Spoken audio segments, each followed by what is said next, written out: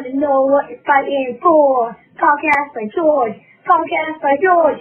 Podcast by George. Podcast by George. Podcast by George. Oh, yeah. I love that. We're headed into a holiday weekend, and that's a great way to start it off. Hello, hi, how are you? And welcome on in to another Podcast by George. Those are what I call the Podcast by George singers. They're doing their version of the Ron Placone intro, and I really like that. But as I mentioned, we're hurtling headlong into another holiday weekend. That's something I would have said when I was a disc jockey. Labor Day is coming up, and we've got to talk about air travel. We've got to talk about the potential for delays and a lot of people moving around the country, people breaking free of COVID and going out to see friends and relatives, and you know what's going to happen. We've had some flight delays and cancellations. There still is a crunch on resources in the aviation industry, and we're going to get the lowdown, the latest from our good buddy, our good pal, who comes back to Podcast by George on the live line, folks. It's Captain John Cox. Captain Cox is a veteran major airline corporate and general aviation pilot. He's flown over 14,000 hours, over 10,000 in command of jet airliners. Additionally, he's flown as an instructor, a check pilot, a test pilot, and that's in addition to his extensive involvement in global air safety. And you can catch him in the USA Today. He authors that Ask the Captain column, which I always try to get when it hits my mailbox. And of course, he's the aviation analyst for NBC News. And he's provided expertise to numerous media outlets, including Podcast by George. He's frequently on programs like Air Disasters and Why Planes Crash and Mayday. And of course, I'm a big fan of all those things. But his day job, his serious business, really is Chief Executive Officer of Safety Operating Systems in Washington, D.C. So let's click a button here and bring him in and see if our technology works and say good morning to the good captain. Hi, Captain Cox. Good morning, George. Glad to be here. Thanks for the invitation. Yeah, thanks for coming in here. And I shared this out a little bit, and I told people, these programs are always interesting because we talk a little bit about the history, because you and I are both old enough that in a lot of ways we're a lot about history. So we talk about history, but we're going to talk about the present day situation headed into this holiday weekend. There's been a lot of discussion lately. We've had some weather moving across the country the past few weeks that have caused some situations, but now heading into Labor Day and everybody moving about again. How does it look generally in your mind as far as resources are concerned and the potential for cancellations, suspensions, delays, that type of thing? The latest that I've heard says that we should have a pretty good weekend, a holiday weekend, 3-day weekend. The FAA has made some adjustments, and the meteorologists are saying on a nationwide basis that we should have pretty good weather. So I'm very hopeful. I think one other thing is that the FAA has acknowledged that particularly in Florida, they needed to increase some staffing, and they say that they have done and are doing that. So I think put all of those together, I'm hopeful for a good travel weekend. Well, one of the most recent travel issues and problems was that that torrential deluge that they got down in the Dallas area just the past couple of weeks or so. I'm going to bring this article up on screen here. Now, this is out of the Dallas Morning News down there. Storms stall over 1,000 flights at DFW Airport and Dallas Love Field. More than 300 flights in and out of DFW Airport and Love Field were canceled, and over 1,000 more were delayed due to thunderstorms and heavy rain. And we're not just talking normal heavy rain, folks. They got 10 inches of rain down there overnight. It caused flooding across the region. Just before 8 a.m. Monday, the Federal Aviation Administration halted flights coming to DFW Airport and Love Field until about 9:15 a.m., but delays persisted throughout the day as rain continued to fall. Flight disruptions include the cancellation of more than 10% of flights in and out of Love Field. And God, I don't hear much about Love Field anymore, Captain. I always, being a history buff with the JFK assassination, I think of Love Field going back, that long ago. Now, the aviation tracking website, flightware.com, it's a fraction of the 366 commercial flights scheduled Monday at Love Field, with most operated by Southwest Airlines, according to another flight schedule tracking service. So, all right. So, Okay, well, this slide talks about what I mentioned, this massive thunderstorm. Love Field accumulated 9 inches of rain during less than 9 hours or 24 hours. It's a little hard for me to read here. Between the Sunday and Monday afternoon, and 9.1 inches of rain fell at DFW airport. So, Captain, the question is, and I used to think about this a lot. Who cancels? I mean, who pulls the plug? How is that decision is made? I thought it was local, but that article said the FAA steps in here and shuts down an airport. And by the way, I want to say this right off the top. I'm one of those air travelers that whenever there was a weather delay, as an example, I was the kind of guy that was sitting there going, oh, that's good, man. We dodged a bullet there. I'm glad they canceled this. I didn't want to fly into some weather. And other people all around me are like, crap, I'm going to be delayed. Why can't we go? You know, they all want to jump up and fly through this weather. I was never that way. I was always glad when an airport shut down or when a flight was postponed. But other people, they just want to head right into it, it seems like. Anyway, who makes the decision? How's that happen? Well, there's several people that are in the decision loop. First and foremost, the captain. He or she has the final say of whether the airplane departs, 1 or 2, if it deviates around weather, and if you can't get into your destination airport, then where you go for a diversion. In that decision loop also is the flight dispatcher, who is jointly responsible for the flight with the captain. And then the FAA as well in their command center in outside of Washington. When they realize that an airport is going to be impacted, particularly by thunderstorms, they do what's known as a ground stop, and they quit accepting traffic for that airport. Now, you mentioned about Love Field. Love Field is a major hub for Southwest Airlines. So there are literally hundreds of Southwest airplanes and some from other carriers, but primarily Southwest, that go in and out of Dallas Love Field. So Dallas has the advantage or the challenge, depending on the conditions, of having 2 major hubs in the same geographic location, DFW and Dallas Love. So if the thunderstorms move in where they can't get the traffic safely through the thunderstorms, and they ground stop it, you shut down 2 hubs right then. And so that has a domino or ripple effect that will take at least the remainder of that day and probably into the next day to recover from, because when the airplanes are not where they're supposed to be, this finely choreographed effort to make sure that the right airplane with the right crew is in the expected location. And there's maintenance considerations. I mean, the airplanes are maintained typically at night, but they need to be in that city. So there's a whole lot of things that come into this. But the FAA looks at it, and they have very good meteorologists. And if they say these thunderstorms are growing, you're not going to be able to use this hub, they go ahead and stop it, known as a ground stop, so that no airplane can depart bound for the airport that is experiencing a ground stop. I experienced it earlier this week. Atlanta initiated ground stops due to thunderstorms, and I was in White Plains, New York, and we had to sit for an hour waiting clearance so that they could implement the feed into Atlanta. So this is a safety step. It also prevents a lot of airplanes, and this is what used to happen. You'd have literally hundreds of airplanes that would show up expecting to get into a hub airport, and they couldn't. So now they've got to hold, and it dramatically increased the workload on the controllers and the pilots, but it also burned a huge amount of fuel needlessly.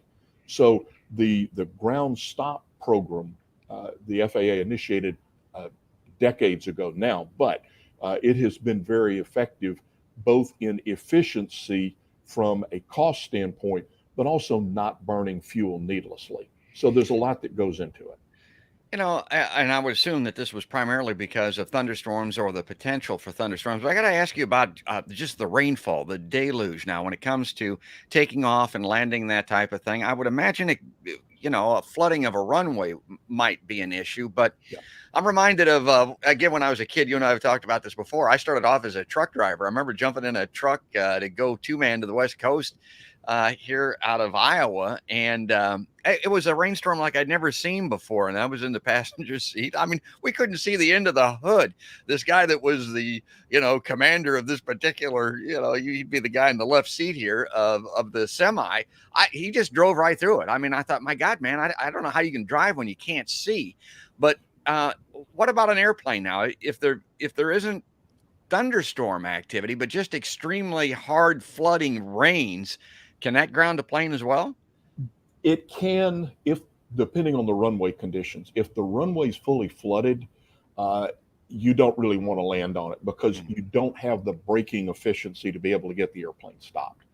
That said, most of the runways, particularly in the United States, they're grooved and they'll handle an awful lot of rain. Now, in other countries that may have not grooved runways, you need to be a whole lot more careful. And there are several accidents that are well known. There was an A340 in Canada, Toronto, that overran, and part of that was the fact that there was heavy rain, but the runway was not grooved, and what they landed on basically was a sheet of water. So if the braking action is reported to the pilots to be extremely low or non-existent, known as nil, you don't want to land on that runway. So there's usually heavy rain we can handle pretty well. We have instruments on board that will align you both laterally and vertically with the runway, the proper flight path to get to the runway safely. And there are windshield wipers and some rain repellent. So, I mean, I've landed in very, very heavy rain before, and, you're careful with it. You want a long runway. You put the airplane on firmly. That's not where you want a smooth landing, because you want the landing gear to push through that film of water and get a grip on the runway surface. So there's a lot that goes into it, but without runway flooding as an issue, yeah, we can operate in heavy rain safely. Okay, great. We've got so many topics to talk about today. One thing I wanted to mention to everybody, I wanted to show this because down at DFW in particular, they have reason historically to be concerned, to be worried about this. Let me bring this up on screen. This is something the captain remembers all too well. Jet crash at DFW kills 123. This was the morning after. That count may have changed somewhat. Captain, this was Delta 191. People may have seen this. I've got a couple of film clips I'm going to show, but the image, and I think it's a reenactment actually, but it's of the plane spinning into some big white water tanks and crashing at DFW. Well, first off, were you in the air at this time? Were you flying airliners when this thing went into Dallas? I was flying. I think I'd have to look at the year to be sure, but I believe I was still flying corporate airplanes at this time, but I remember this accident.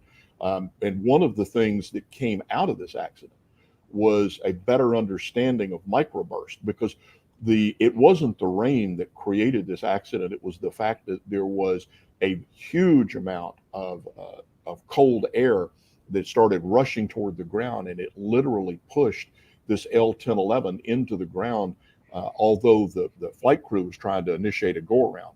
And that they ended up short of the runway, and they did go into those tanks. Yeah, this is from visible satellite. This is at 6:05 p.m. This is about when it happened, and they had this extremely heavy thunderstorm area just off of the airport here. You see a little bit of what might be described as a hook echo.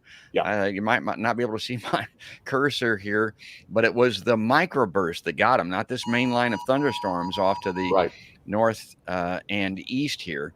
I wanted to show the aftermath of this tragic accident. A couple of photos here. This one in particular is very poignant. Those are passenger seats up there. Some people did survive this, but my God. And you go to this White Plains crash and Mayday and these types of things that the captain is on. You oftentimes will see him commenting on these. this is going to be tough for me to read, but that gives a little bit of the background on August 2nd, 1985. So it was 1985, Captain, where you fly. I was flying airliners. I was Okay. let me think. I was a senior first officer flying Boeing 737s when this accident happened. Okay, now this was a Lockheed 11-1011. How does that compare to a 737? The Lockheed L-1011 was a much larger airplane. It was one of the wide-body airplanes. It was similar to the DC-10 in size and capability. It was the pilots that flew this airplane loved it. It was ahead of its time, very, very highly regarded airplane. It surprised everybody that a microburst could push an L-1011 into the ground. Yeah, it goes on to talk about the count here, and that is a little bit different than what was in that paper the next morning. For one thing, 8 of 11 crew members and 1 motorist on the ground also killed. The National Transportation Board investigation deemed the meteorological phenomenon known as wind shear pushed the aircraft to the ground well short of the runway. Investigators also cited the aircraft's lack of ability to detect wind shear as a contributing cause. Now, in 1988, the Federal Aviation Administration ordered all commercial aircraft to have on board wind shear detection systems installed by 1993. Many airports across the United States, including DFW, also installed ground-based wind shear detection equipment. Due to the improved ability to detect wind shear, the number of aircraft accidents caused by wind shear has dropped significantly since 1995. So that's a good thing. That's the silver lining to these very dark clouds. Maybe that's a bad pun for this, but I do have this couple of film clips here I want to bring up. They're very short. I'm going to play these and get your comment. Now this is the audio from the cockpit as they were coming in, and it's pretty self-explanatory, and there's some subtitles here for folks, but I want people on this clip, and I'm going to have the captain talk about this after we watch it. They had reason to believe they were going to encounter this. There was a procedure or a protocol for dealing with wind shear, and it has to do with accelerating and some other things. But let's watch this. We'll get right to him. Around the corner when you're number 1. Major 136, contact. You're going to lose it all of a sudden. There it is. Push it up. Push it way up. Way up. Way up. Way up. That's it. Okay, so that's just a little bit of this, but you can hear those engines start to spool. I mean, he push it up. He's wanting to get the engines going again. And tell us what's happening there. Well, they're in a wind shear condition, and they know it. This is based on experience. To bring this up to date a little bit, the last major wind shear accident was in July of 1994 in Charlotte, North Carolina, in the United States. Since then, we have not had one. Part of it is due to technology in that we have Doppler radar now at most of the larger airports, and most of the airliners now have Doppler radar, which gives you the ability to see before the airplane gets there that there's actually either wind shear or a strong potential for wind shear. And there's warnings in the airplane that will say wind shear ahead, and to alert the crews.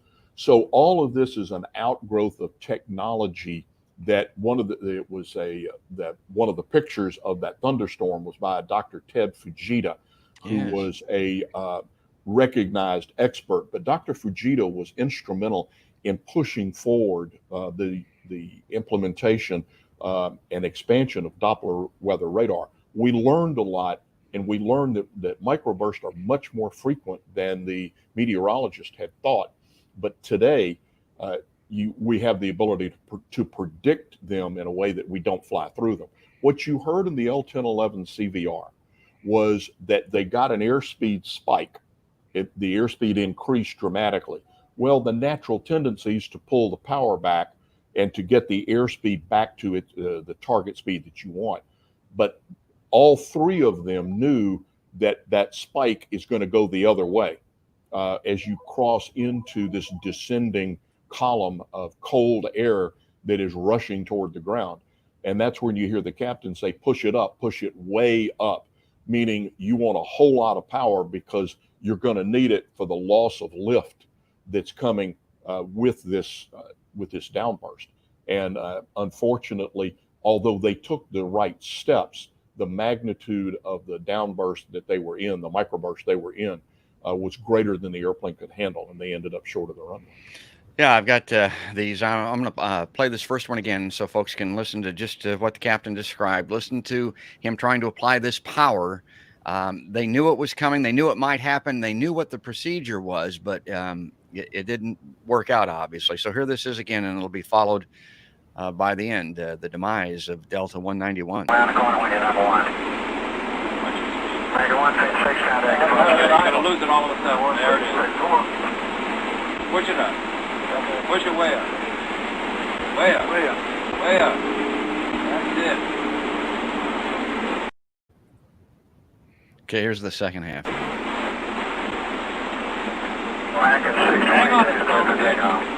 Speedway. American 586 in the position of 17 miles. Pull up. Pull up. Pull up. Push it way up. Pull up. Pull up. Right turn off. Traffic's a mile per hour.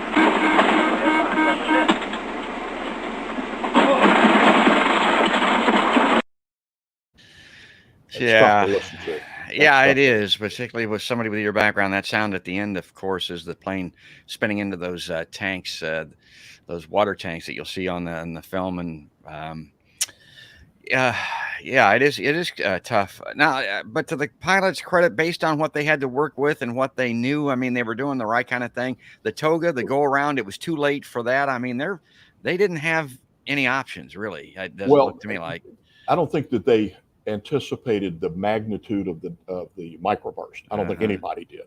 When you hear the captain say toga, and just for the audience, that's takeoff or go around. That's an acronym, but it means absolute maximum power, and they're doing everything they can to get the airplane to fly. You hear the first officer, who's the flying pilot, say, "What is VREF?"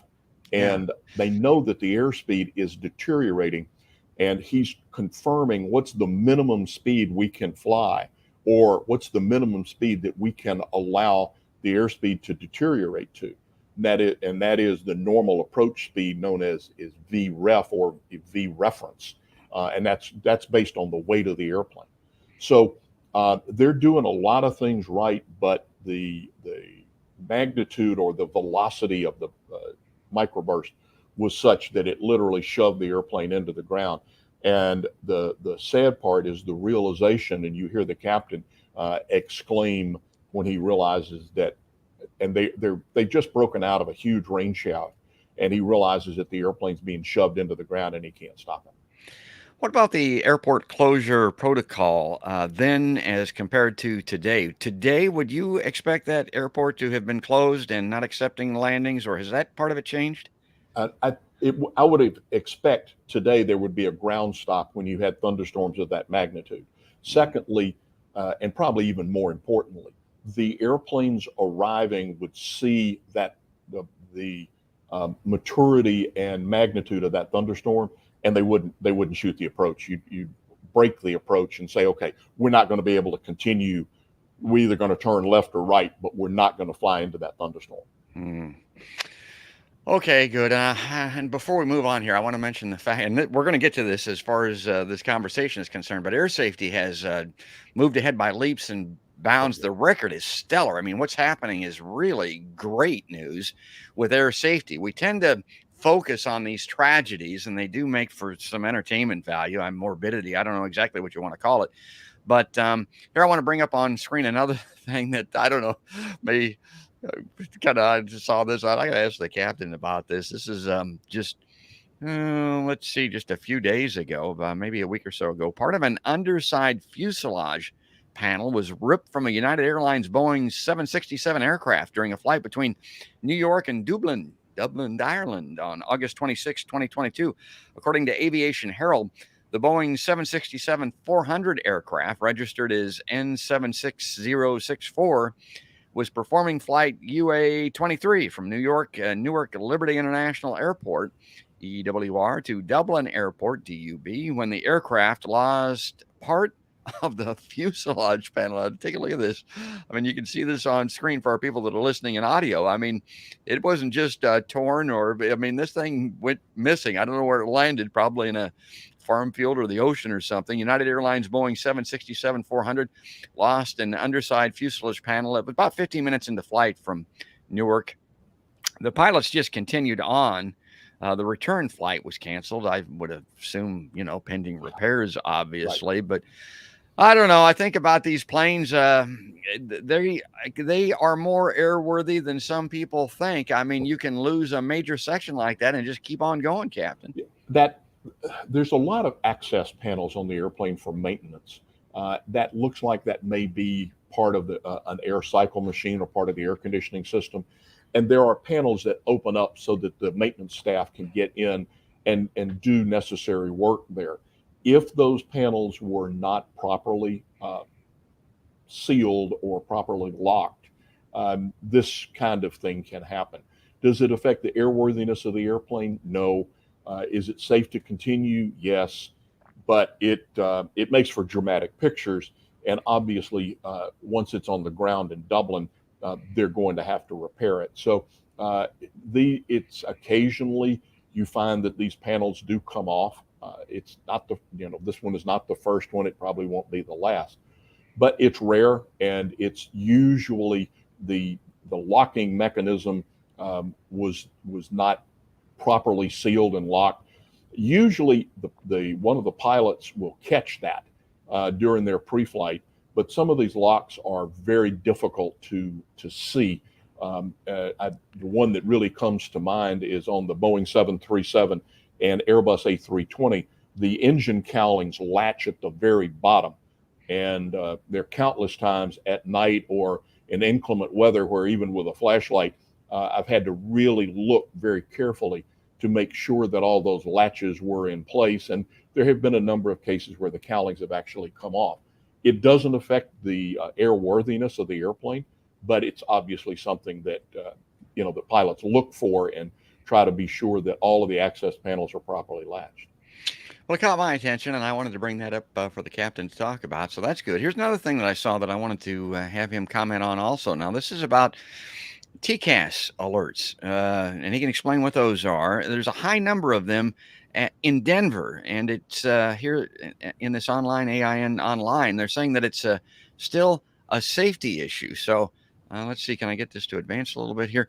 The FAA has issued a safety notice to advise pilots of the continued high number of TCAS alerts when flying approaches to runway 18UR-16R at Denver International Airport. And again, it's hard for me to see that. After an airport improvement project ended in 2004. Okay, I know you've flown in and out of there, Captain. Now, what's this TCAS alert issue all about? Well, first, what is TCAS? And that's the Traffic Collision and Avoidance System. And it is a system that backs up air traffic control so that to ensure that two airplanes don't end up in the same piece of airspace at the same time. And it will give you a warning if it calculates that the airplanes are going to get too close. It actually corresponds with another aircraft's TCAS so that one airplane will be told to descend and one airplane will be told to climb to maximize the vertical difference between the two. So what happens in places like Denver, and we've seen it in a couple of other places as well, but lightweight airplanes that are not fully loaded, they climb very rapidly, and they may be climbing to say 10,000 feet. And the descending airplane will be descending to 11,000 feet. The thing is that the TCAS on either airplane does not know that the airplanes are going to level off. Consequently, with this high rate of climb for a lightweight airplane, and in some cases a high rate of descent for the arrival airplanes, the TCAS computes and says these airplanes are going to pass very close to one another and will alert. So what they have done in other airports, and I anticipate will happen eventually in Denver, is they will adjust the flight paths so that there is some lateral separation between them, and maybe even potentially, instead of having the airplane stop at 11,000 feet, they'll have it at 12,000. So they'll increase that vertical buffer a little bit. pilots are required, and appropriately so, but they are required to follow a TCAS. So if the TCAS says stop your descent and or climb, you do that, and you do that very quickly. On the vertical speed indicator, there's actually a series of lights that will show red, and you end up pushing the airplane in either climb or descent to get it out of that red zone. And pilots are required to follow that. So it's certainly an annoyance to the crews. It is a safety issue, but it requires an adjustment in the air traffic control flow and the procedures in Denver. Yeah, because if warnings and alerts are ongoing and they're routine, they become routine. The pilots could become desensitized to the TCAS alert, as an example, and you don't want to even a split-second delay in responding to that, correct? That's true, but we view TCAS alerts pretty seriously. Yeah. So if you get a TCAS resolution advisory, that and what you first get is a traffic alert. The TCAS will announce traffic, and on your display it will show up as amber, and so that puts you on notice that you may pass close, and if things don't change, you're going to get a resolution advisory, which is red, and it will say climb, or descend, or monitor vertical speed. So there's a variety of things it can do, but the pilots will follow that, and you take a TCAS resolution advisory pretty seriously. Good. And I see here that my split screen is, can you scooch just a little to your left? Yeah, that'll put you back in the center of my frame. Okay. Yeah, that's better there. That's good. Okay, so when I promote this, I mean, you got to pick something to try to get people to watch. I picked this, and it's because this was the damnedest thing. A lot of the things that we're talking about, historical, some of it's routine, some of it's not that big of a concern, like that panel coming off of that plane. This thing... I looked at this. Oh, yeah. What in the hell? Airline pilots who got into a fight just after takeoff have now been suspended. Air France confirms. I don't know. This isn't routine, Cap, and you probably haven't seen a lot of this. No. When I saw this, I just shook my head in disbelief that two professional airline pilots would not be able to work together. You can have a disagreement, and that's fine. And you can have even a significant disagreement and conclude that when the airplane gets on the ground, we're not going to fly together anymore. That would be an extreme case. But for it to result in physical violence and then to dismiss one of the pilots out of the flight deck, I'm not sure the last time or if ever I've heard about that. The discipline for these two individuals will be significant. This is a serious breach in professionalism, in ethics, and Air France will deal with it quite harshly, I'm sure. Well, and that brings up a very interesting point. Now, these pilots, they get assigned. Sometimes they're assigned with the same pilot regular. I mean, what is it? Familiarity breeds contempt. You can start having an issue or a personality conflict or something like that with another pilot, but there's a means to work around that, right? I mean, if you can't stand the sight of somebody, you don't want them in your cockpit, and you can deal with that, right? Right. Yeah. And I mean, oftentimes it's the typical hot button items. It's religion, or it's politics, or it's something like that would, pilots are a lot of type A personality people, and the beliefs are strongly held. And in this case, these two alleged professionals did not act in a professional way at all. Yeah, at all. Let me see if there's anything else here on this article that this says a report from Air France pilots lacked rigor in following safety procedures. The report comes just days after a study of France's Air Investigation Agency found that Air France pilots lack rigor in respecting procedures during safety incidents. Now, this is separate from what we were talking about. On a December 2020 flight to Paris from Brazzaville in the Republic of Congo, Air France pilots were found to have rerouted the plane after a fuel leak. The crew were criticized for not cutting power to the engines or landing as soon as possible as required by safety protocols. Air France is carrying out a safety audit in response, and that the safety of its customers and crew members is its absolute priority. Okay, not a lot of our viewers or listeners are going to be flying Air France, Captain, but I mean, is there something here that we need to be concerned about with Air France? I mean, I've flown Air France many times. They're a very high quality operation. In this case, the captain elected not to follow the procedures because they had a fuel leak, and the procedure was to shut an engine down to stop the fuel leak, and he elected not to do that, which is within his authority if he has reason. The thing was, he didn't really have reason to disregard the procedure. So, and the BEA, which is the French investigative agency, I think took this and said, is there a more systemic problem than this one flight? And therein is the safety audit part of it. So, I mean, the BEA is a world-class organization for aircraft investigations. So, and I know that they have a close working relationship with Air France. This was not something that Air France would want, and they would view pretty seriously about it. So, I would anticipate a focus on procedural compliance coming back from the management group into the pilot ranks going forward. Okay, great. We're well over half over this particular edition of the Podcast by George Liveline. Folks that are listening in audio, we're talking to Captain John Cox, safety aviation expert, and I'm just delighted to have him on the show again. And like I mentioned, we talk a lot about the mishaps and the things that go wrong. But as far as aviation safety is concerned, this is right in the captain's wheelhouse here. I want to bring this up because this is a really cool deal here, very interesting. Hospitals rethinking the use of air safety principles to reduce fatal hospital errors. Get this. So with COVID-19 deaths dramatically down from earlier peaks, U.S. healthcare providers still confront a different nationwide emergency.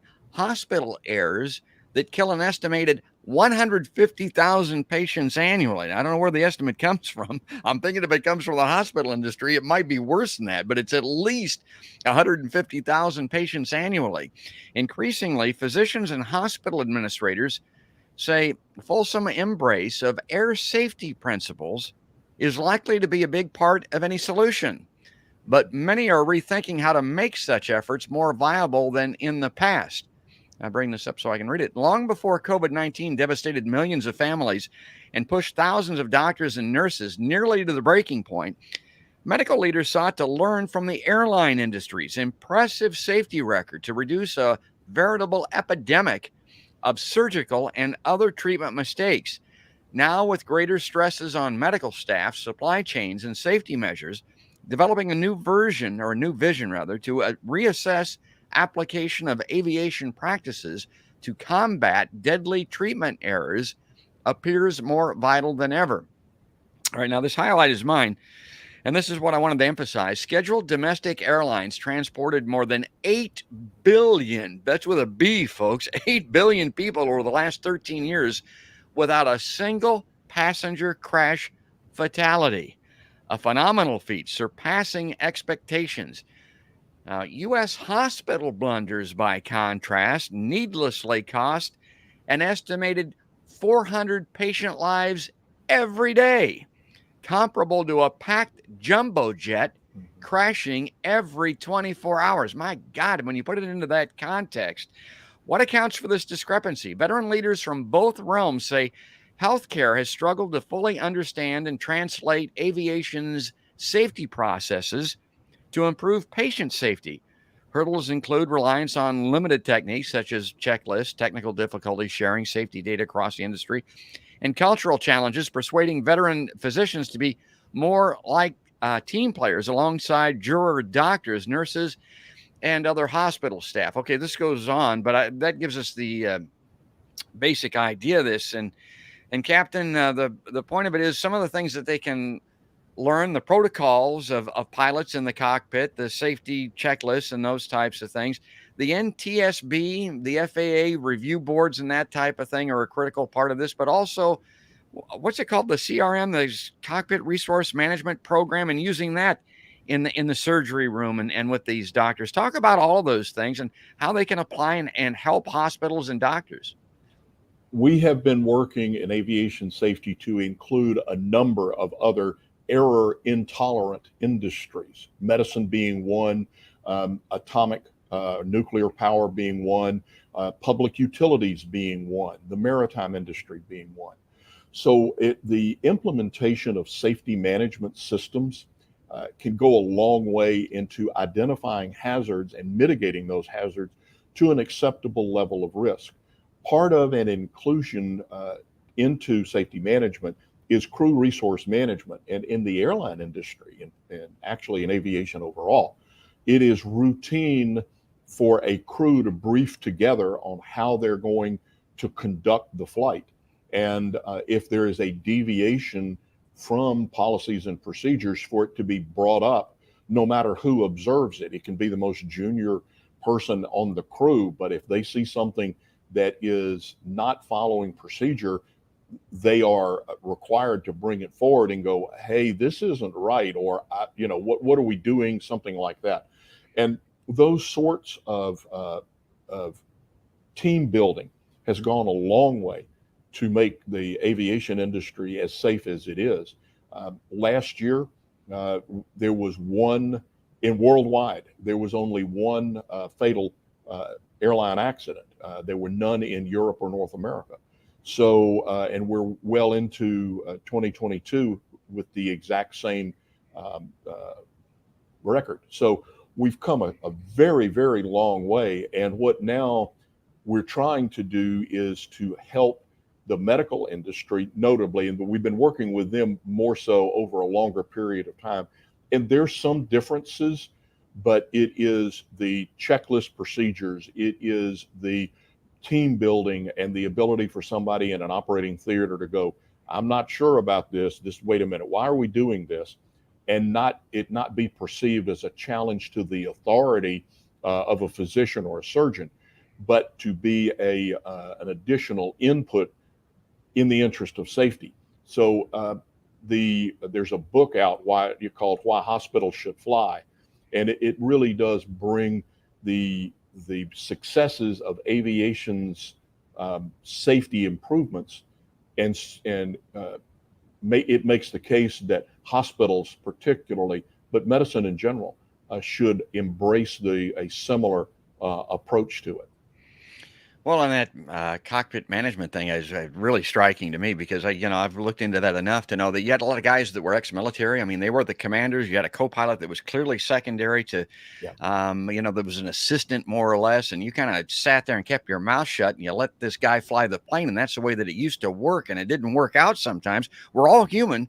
Anybody can make a mistake. And when you go into the surgery suite and you have a senior surgeon, a doctor or something like that, there can be that huge amount of deference to somebody like that also. And as you mentioned, a junior or a nurse or somebody, you don't question those guys. I mean, keep your mouth shut and do your job and let him do his. But that's not the way that this needs to be done, I don't think. That angle of it, I get, and I really like that part of it. And you saw that. I mean, that was a part of your career, right? Oh, absolutely. Yeah. When I started out, you didn't question a captain, but it is very much now a team effort.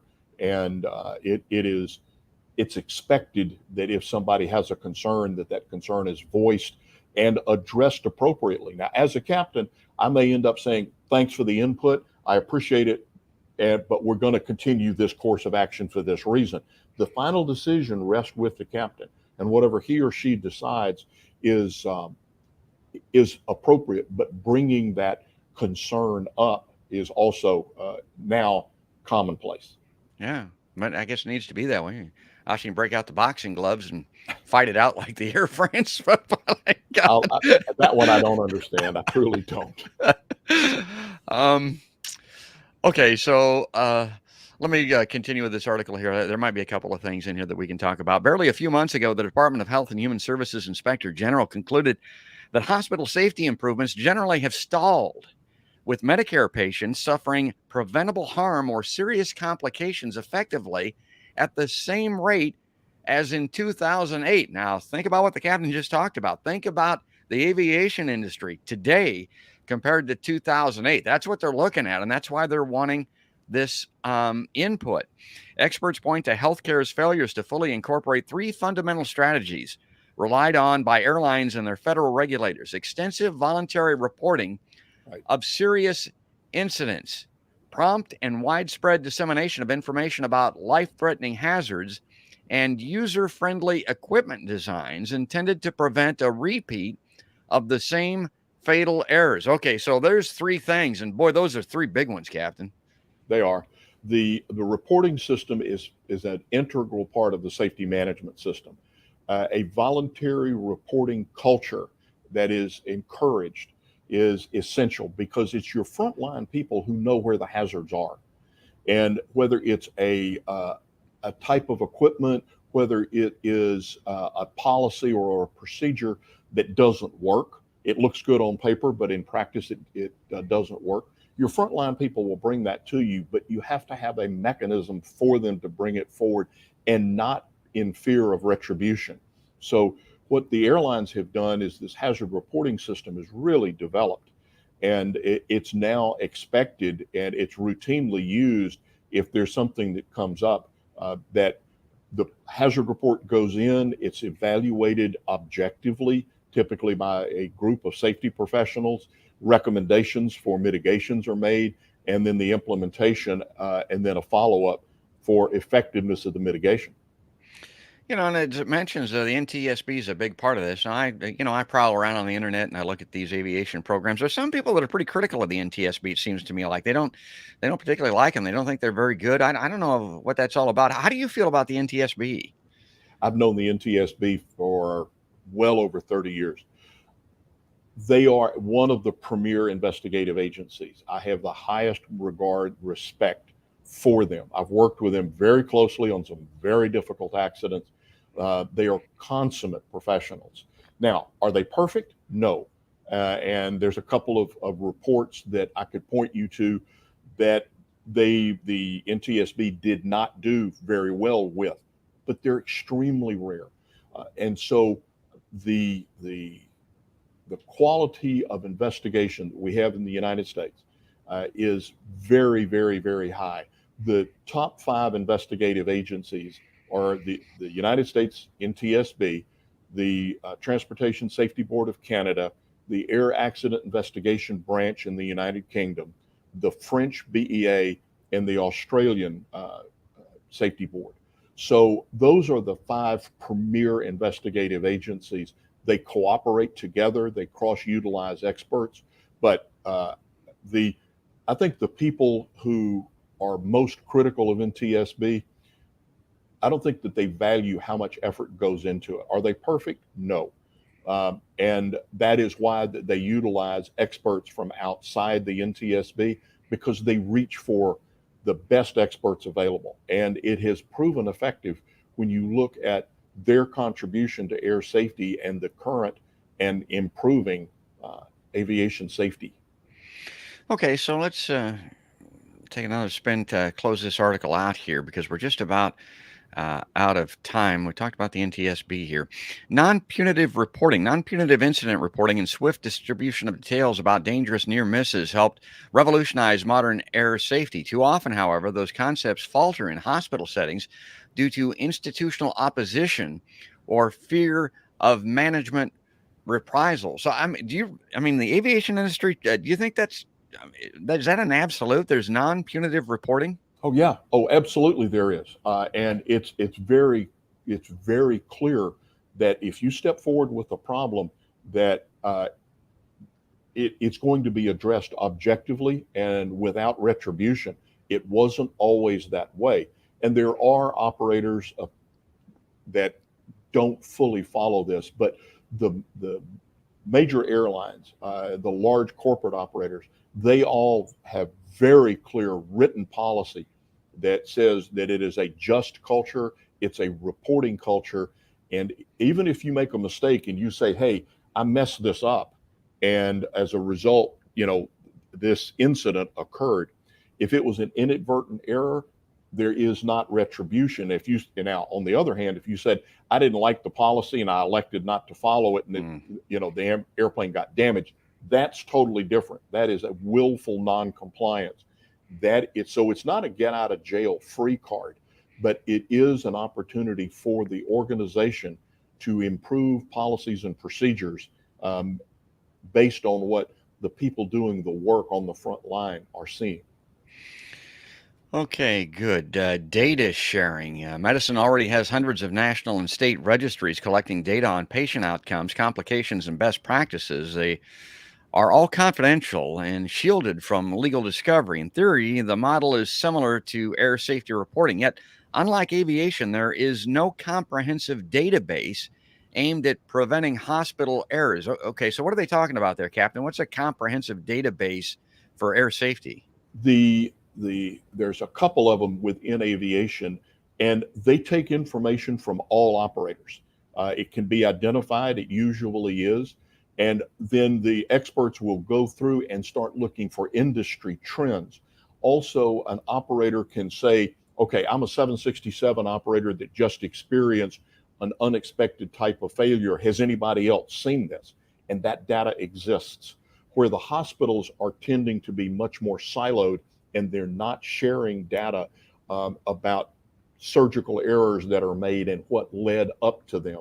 They're not sharing data about equipment that may not work as designed or is very complex to operate and is a breeding ground for error and mistake. So this industry-wide sharing of data, and everybody, we live in a social environment of competition, and that's a good thing. But when it comes to areas of safety, there can't be competition. There has to be a sharing of data to ensure that the overall industry's performance maximizes protection for the public. All right, good. So here is the end of it. User-friendly medical devices and technology. And this goes back to what we talked about a little bit earlier in the show. Moreover, healthcare hasn't followed aviation's lead, incorporating human-centered technology. Modern jetliner cockpits are designed and then evaluated before and after planes enter service to ensure the automation they rely on is user-friendly. So far, that principle isn't ubiquitous in operating rooms or other clinical settings. So I don't think they're talking about dumbing this stuff down, Captain, but I mean, No. it's got to be, it's got to be usable, and you can't be worried and thinking about operating the technology when you're operating on a person, as an example, or flying an airplane.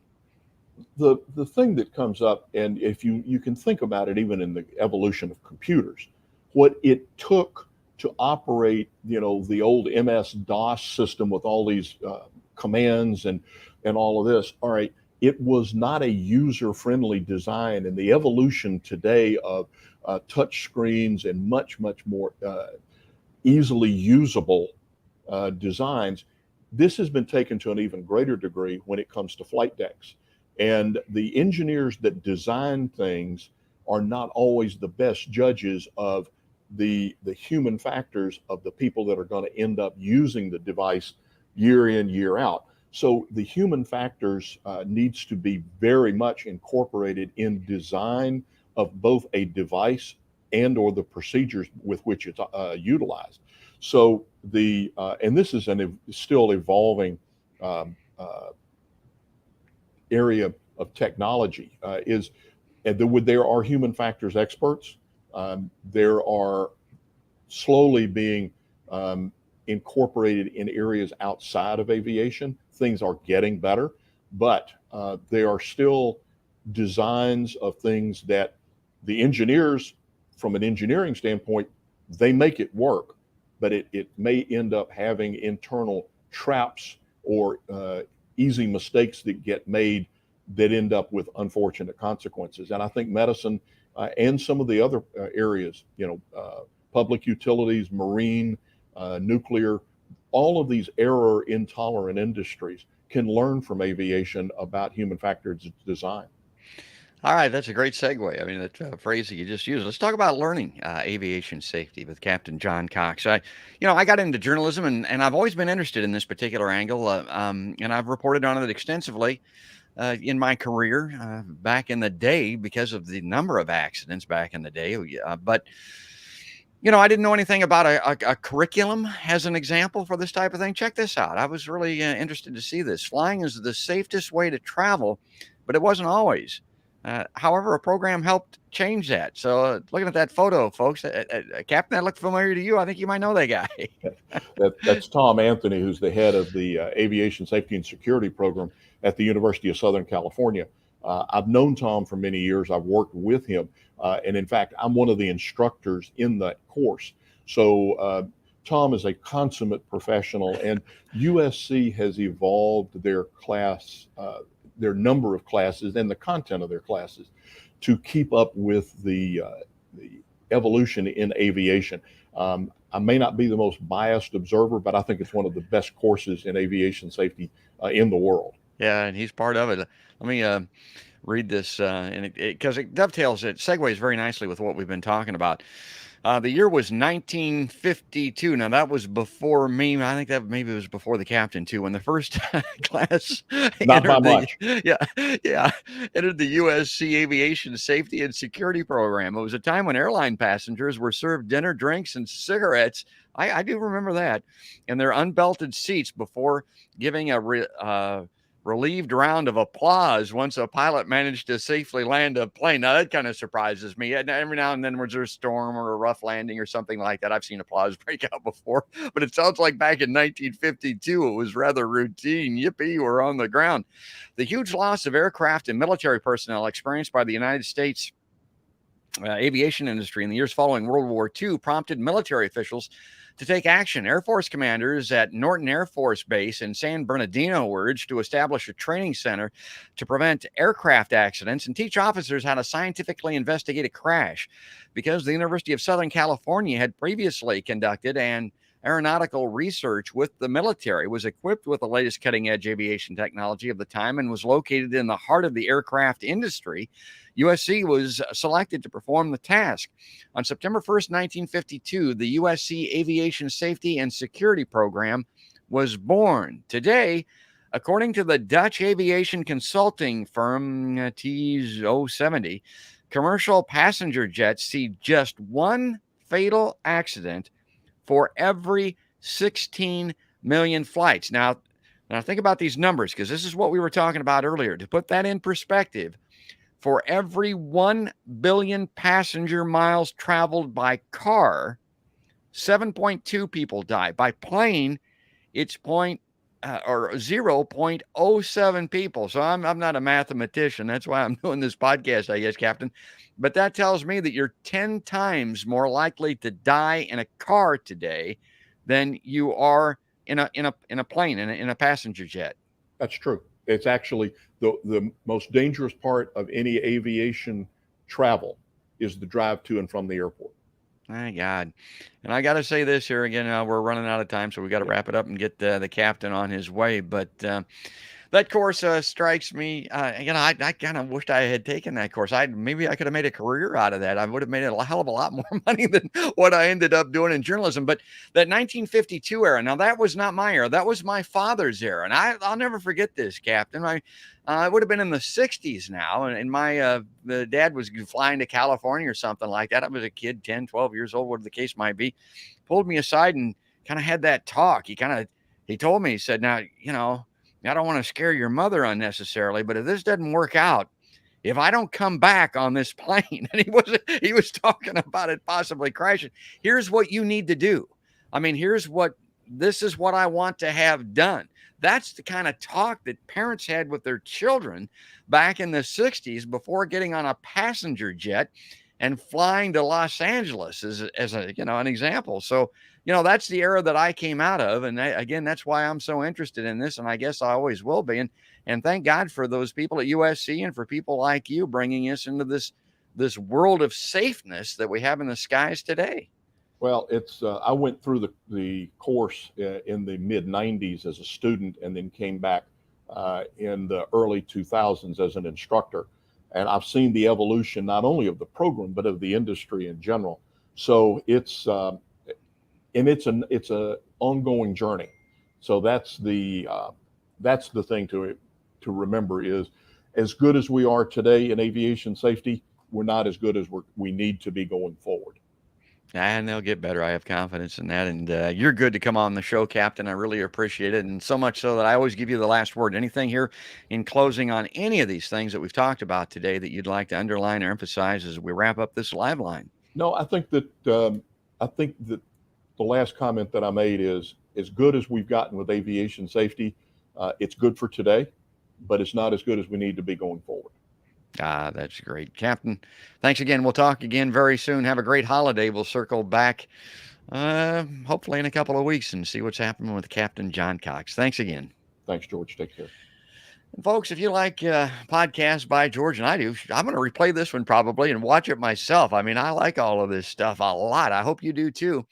And you can go to podcastbygeorge.com and you can find where all of these reside on an archival basis. The Facebook and YouTube buttons or badges or icons will take you to those platforms where you can subscribe and watch today's show and all the past shows. And then, of course, the audio platforms are also represented there. Stitcher and Deezer, the iHeartRadio app, Amazon, Spotify and iTunes would be probably the biggest.